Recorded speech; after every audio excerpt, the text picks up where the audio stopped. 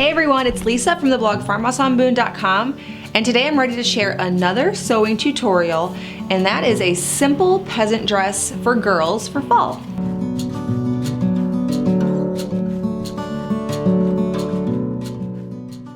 Peasant dresses are the most easy dress to sew, especially if you want to sew your kids something long sleeve for fall or winter. It's the first dress that I got really into making whenever I started sewing, and I made them in every color. I'd add aprons and ruffles, but the basic peasant dress style was the same. Sometimes I put little elastic around the arms and add little ties or elastic in the waist. I did so many different things. I had so much fun playing around with them because the basic shape of a peasant dress is so easy. So on the blog, I have measurements from newborn up to about size 10 girls dress for this particular style, which is gonna be a 3/4 length, one color throughout the entire dress with a ruffle at the bottom. That's what I'm giving you measurements for this time because there are so many options, and I'll probably come back on here and make different peasant dresses at different times, but I needed to just pick one to give you guys some very specific measurements. I started the project by cutting out 2 pieces for the main dress and then 2 pieces for the sleeves,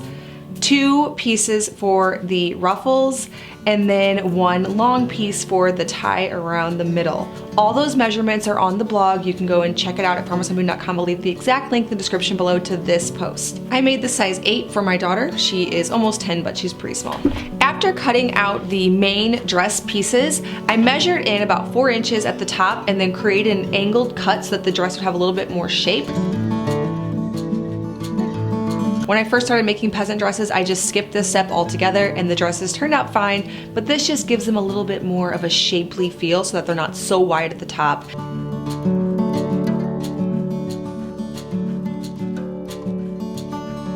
Next, I created the pattern piece for the sleeve. So basically to do this, you take a little piece of paper, measure about 5 inches down for the larger sizes. There will be a guide on the blog, but for littler sizes, you'll do about 4 inches. This is not super particular. This is how I make my sleeve holes for all my girls' dresses, which I showed you in my last apron dress tutorial. I'll link that below. But I just measured down 5 inches, 2 inches over, and then created a little angle. And that's what I use as a pattern piece to create all the armholes.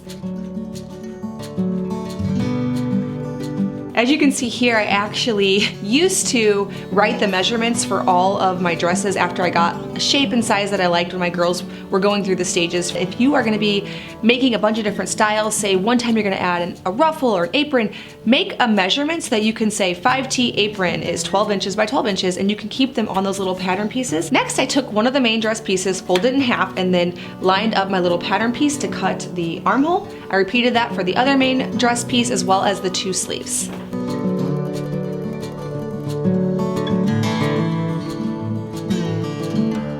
Kind of sew this dress together in a circular fashion so you match up one armhole from a sleeve to one armhole of the main dress. Sew around that curve. Don't forget to serge it to finish that edge off.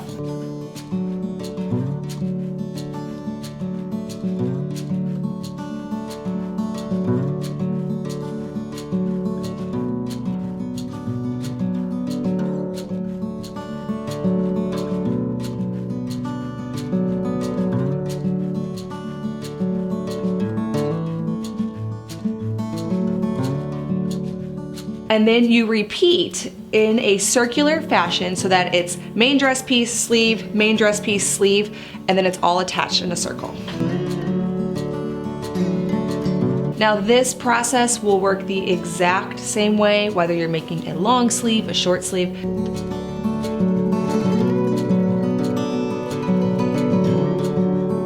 Right, after the dress is all attached in that circular fashion, you fold the dress in half and then sew down from the bottom of the sleeve all the way down to the hemline. Main key here is to make sure to line up the underarm seams so that those aren't off. That's the one spot that you want to make sure is lined up. If one end of the sleeve is a little bit longer, the hemline's a little bit longer on one end, that's totally fine. You can always trim that. You just want to make sure those 2 seams line up so that you don't have anything weird happening under the armpit. After that, of course, make sure to serge down or use a tight zigzag stitch to finish that long seam off, and then just repeat for the other side.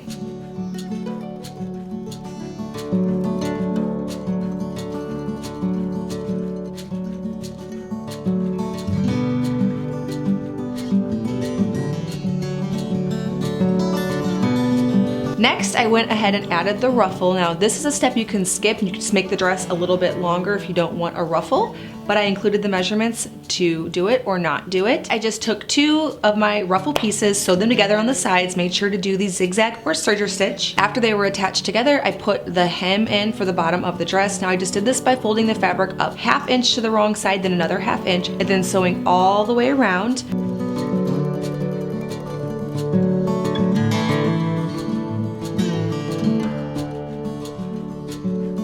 After adding in the bottom seam, I put in the gathering stitch at the top. Now to do this, I just raise my machine's stitch length and also the tension.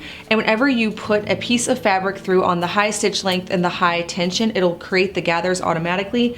Now they end up being a little bit tight, so you kind of have to work them out until they line up with the bottom of the dress.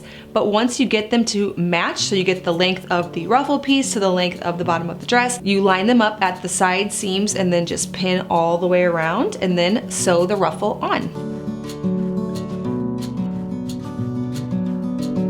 Now here's the key to making pretty ruffles. You want to sew as close as possible to the gathering stitch. So if you sew way above the gathering stitch, your ruffles are gonna look weird. If you sew way below it, they're gonna also look really funky. Sew as close as possible to that stitch when you're sewing the ruffle to the dress. Then of course, as usual, make sure to add a zigzag stitch or a serger to finish off those raw edges and make your garment last a little bit longer. All right, the next step I did was to put in the neck casing for the elastic. So just like the hem in the bottom of the dress, I folded the fabric over a 1/2 inch and another 1/2 inch with the raw edges inside, and then sewed around with about a 1/2 inch seam, leaving at the end a little piece to stick the elastic through.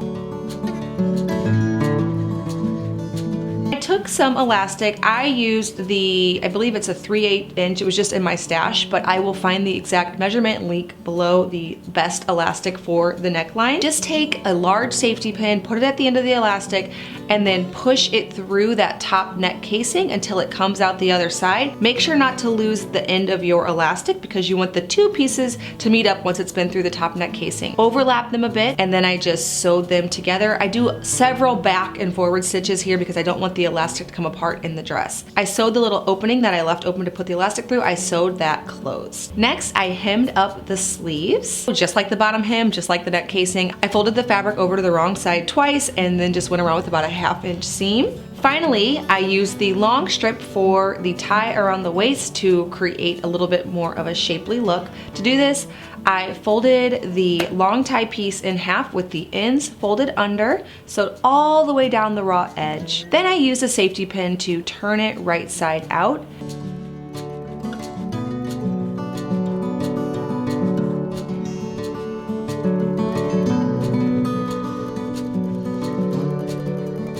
I pressed it flat.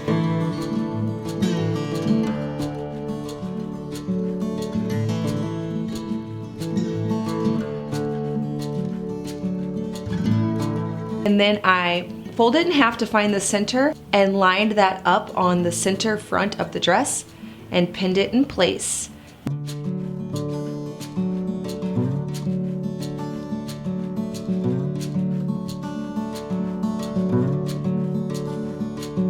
Next, I just stitched along the top of the band and along the bottom of the band all the way to the side seams of the dress so that the ends were hanging off.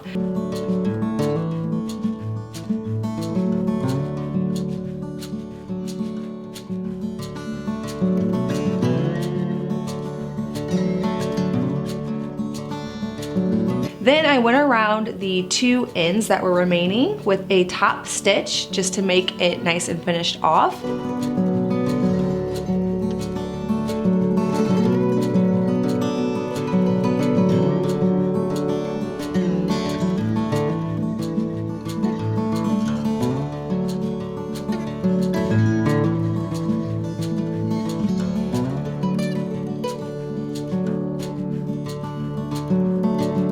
Next, I decided to add a little bit of elastic. You can leave the tie without the elastic in the front, but if you do that, all the bulk of the dress to make it more fitted is gonna go to the back, I wanted some of the bulk to go to the front too, so it had a nice skirt. So I just cut a little length of elastic, put it through the front of the dress through the tie with a large safety pin, and sewed it at either end to keep it in place. So that the elastic wouldn't peek out and show underneath the strap, I ended up putting another stitch on either side of the elastic to really hide it inside.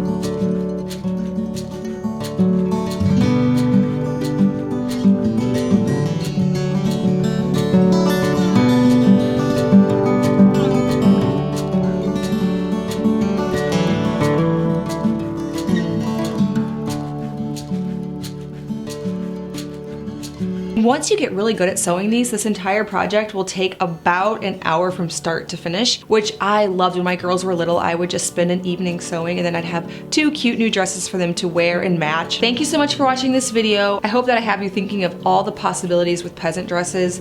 If you are a new sewer, this is the kind of project that you're going to want to make over and over again if you have little girls or little granddaughters. Well, if you're new to my channel, please hit that subscribe button. I make 2 new videos every week on food from scratch, natural living in a handmade home. Thank you so much for stopping by the farmhouse.